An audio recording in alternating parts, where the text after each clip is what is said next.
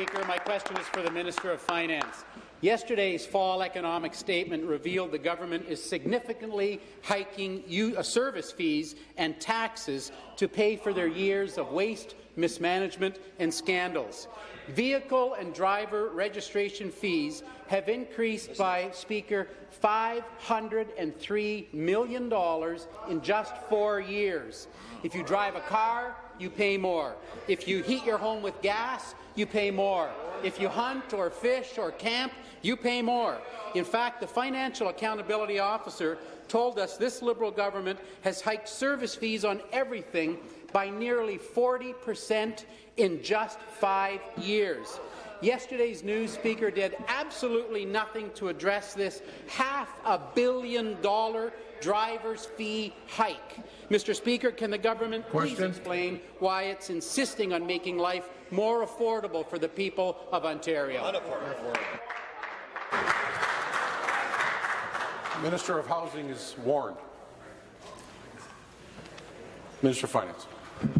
Well, thank you, Mr. Speaker, and I appreciate the opportunity to talk about the fall economic statement that we delivered yesterday. The tremendous amount of work we are doing to stimulate economic growth, create more jobs. Independent economists have understood and are actually indicating that Ontario is surpassing and exceeding the growth in Canada. In the last quarter, we outpaced the United States and the G7.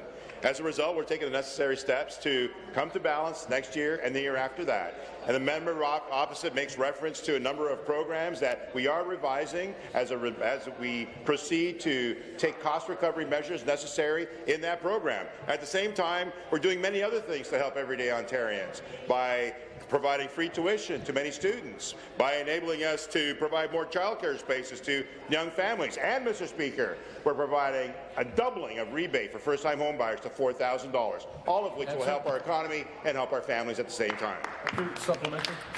Thank you, Speaker. Back to the Minister of Finance. We know that their waste, mismanagement and scandals have made life more unaffordable for Ontario families. Yesterday, they presented a fall economic statement, but the independent Financial Accountability Officer told us their numbers just don't add up. He also told us that we have unprecedented debt levels, and interest on that debt is $1 billion a month, Speaker.